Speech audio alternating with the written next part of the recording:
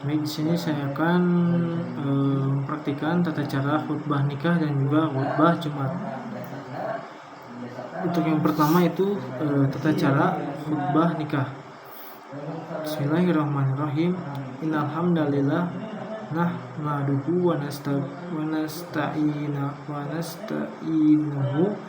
wa nastaghfiruhu wa na'udzu billahi minas syururi anfusina wa min sayyiati a'malina man yahdihillahu fala mudilla lahu man yudlil fala hadiyalah. Ashhadu alla ilaha illallah wahdahu la syarikalah wa ashhadu anna muhammadan abduhu wa rasuluh. Allahumma sholli wa sallim wa barik ala sayyidina Muhammadin wa ala alihi wa ashabihi wa man tabi'ahum bi ihsanin ila yaumiddin. Amma ba'du. A'udzu billahi minas syaitonir rajim. Bismillahirrahmanirrahim. Ya ayyuhalladzina amanu taqullaha haqqa tuqatih wa la tamutunna illa wa antum muslimun. Ya ayyuhan nasu taqu rabbukum alladzi khalaqakum min nafsin wahidatin wa khalaqa minha zawjaha wa bassa minhuma rijala katsiran wa nisaa wa taqullaha alladzi tasaaluna bihi wal arhama innallaha kana 'alaikum raqiba. Ya ayyuhalladzina amanu taqullaha wa qulu qawlan sadida yuslih lakum a'malakum wa yaghfir lakum dhunubakum wa man yuti'illahu wa rasulahu faqad faza fawzan 'azim. Qala Rasulullah sallallahu alaihi wasallam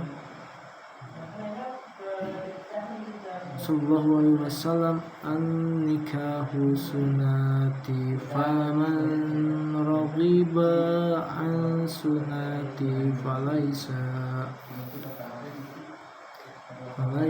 minni. Alhamdulillah, segala puji hanya milik Allah yang telah mempertemukan kita semua pada majelis yang mulia ini. Selanjutnya, perkenalkanlah kami menyampaikan beberapa patah kalimat untuk melengkapi dan menyempurnakan momen yang berbahagia ini, terutama bagi mempelai berdua. Pernikahan bagi kehidupan pasangan hidup manusia merupakan salah satu amal ibadah kepada Allah Subhanahu wa Ta'ala. Maka yang utama dan pertama, niatkanlah melangsungkan pernikahan adalah untuk ibadah. Nah, untuk itu, agar nilai ibadah ini terus berlangsung dalam bingkai rumah tangga nantinya yang dipenuhi dengan suasana sakinah, mawaddah, warahmah, maka jadikanlah selalu petunjuk Allah di dalam Al-Quran serta teladan sunnah Rasulullah SAW sebagai acuan menjalani hidup berumah tangga. Pernikahan bukan hanya merupakan pertautan dua insan yang berbeda jenis, latar belakang, dan juga sifat, namun juga mempertautkan dua keluarga besar yang dipersatukan dalam satu persaudaraan Islam. Karenanya, kuatkanlah ikatan itu dengan segala kebaikan dan keutamaan, sehingga keberkahan Allah akan selalu bersama kalian. Maka dengan rasa tawakal, penuh keyakinan serta bertanggung jawab, lalu diawali dengan niat dan tekad Bismillahirrahmanirrahim. Semoga kalian sakinah, mawaddah, warahmah dalam ridho dan ampunan Allah Subhanahu wa Ta'ala. Amin amin ya rabbal alamin. Itu untuk contoh khutbah nikah. Kemudian untuk tata cara khutbah Jumat. Untuk khutbah yang pertama yaitu innal hamdalillah nahmaduhu wa nasta'inuhu wa nastaghfiruhu ونعوذ بالله من شرور أنفسنا ومن سيئات أعمالنا من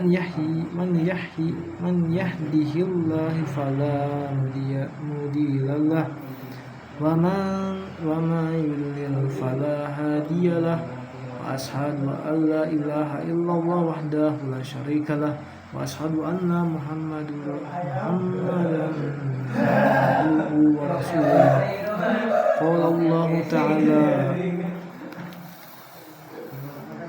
الله تعالى في كتابه الكريم يا أيها الذين آمنوا اتقوا الله حق تقاته ولا تموتن إلا وأنتم مسلمون وقال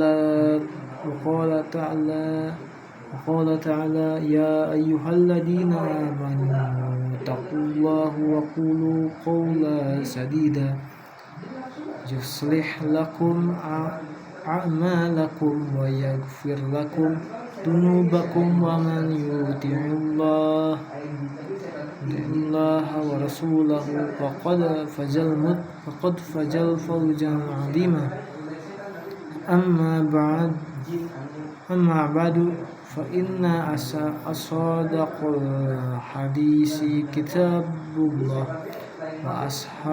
وأحسن الهدي محمد صلى الله عليه وسلم وشر الأمور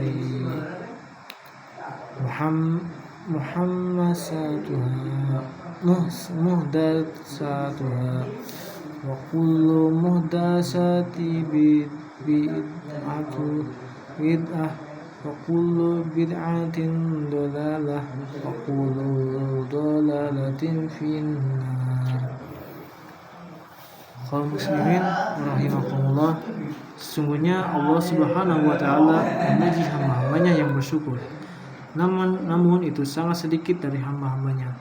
Allah taala berfirman, wa qalilun min ibadiyas syakur, dan sedikit sekali dari hamba-hambaku yang bersyukur. Quran surat Saba ayat 13. Allah juga memuji Nabi Nuh karena ia termasuk hamba Allah yang bersyukur.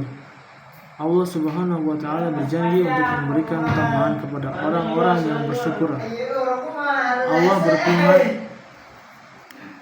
Allah berfirman, la in syakartum la azidannakum wa la in kafartum inna 'adzabi lasadid.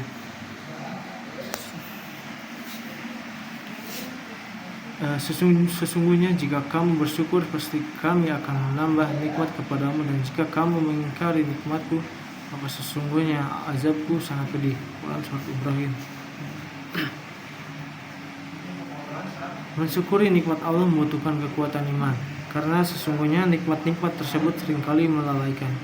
Banyak orang yang diberikan oleh Allah Subhanahu wa taala nikmat bukan semakin dekat kepada Allah, akan tetapi semakin ia jauh kepada Allah Subhanahu wa taala.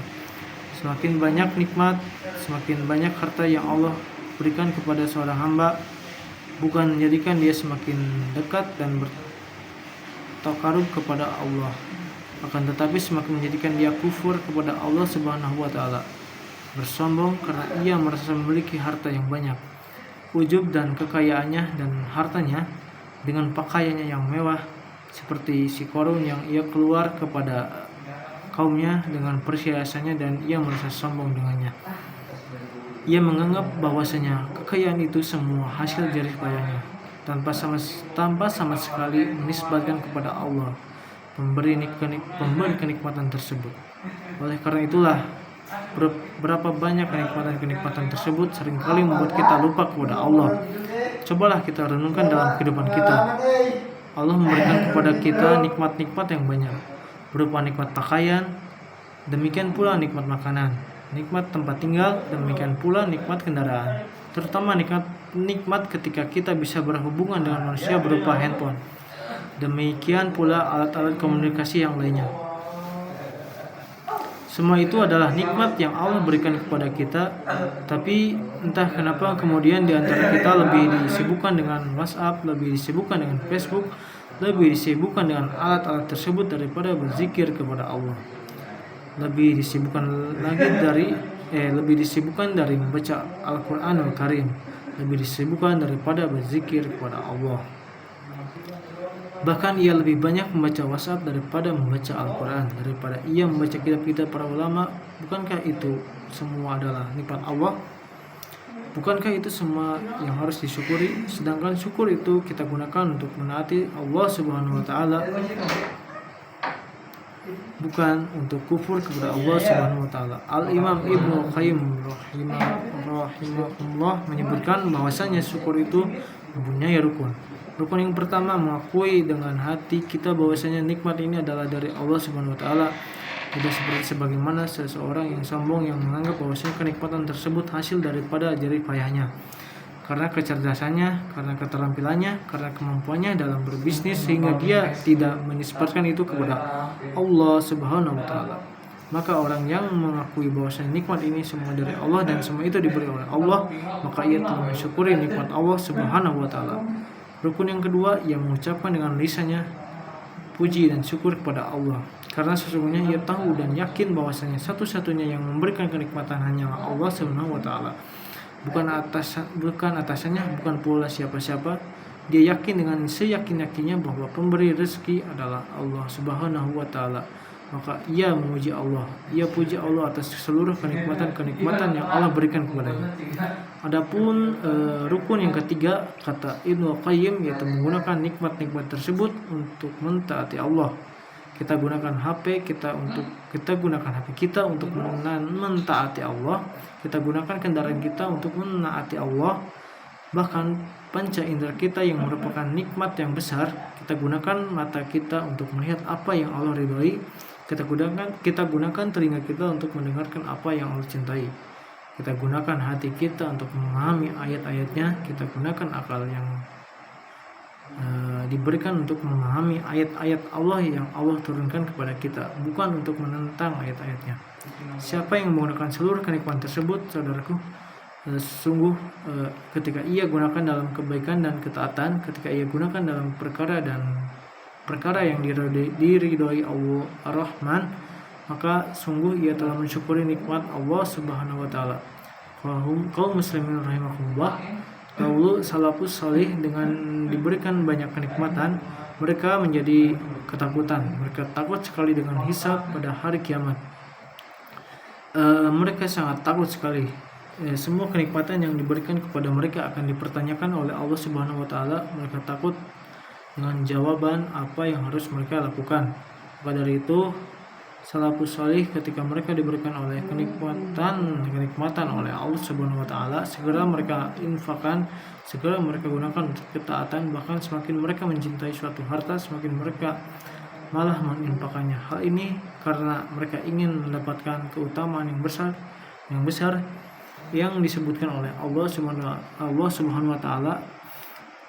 Lan tanalul birrohat tunfiqu mimma tuhibbun. Allah subhanallah, demikianlah salafus salih. Sementara kita gembira dan senang ketika kita mendapatkan kenikmatan dunia belaka, lalu setelah itu kita lupa untuk mensyukurinya. Sementara salafus salih ketika diberikan kenikmatan dunia, mereka sungguh malah ketakutan. Takut itu menjadi ajab pada hari kiamat untuknya. Maka dari itulah saudaraku sekalian, setiap kita wajib merenungi tentang harta, tentang karunia, tentang kenikmatan yang Allah berikan kepada kita.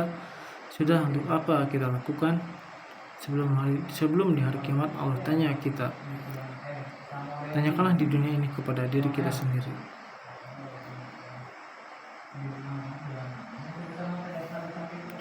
Aqulu qawli hada wa astaghfirullahu li wa lakum.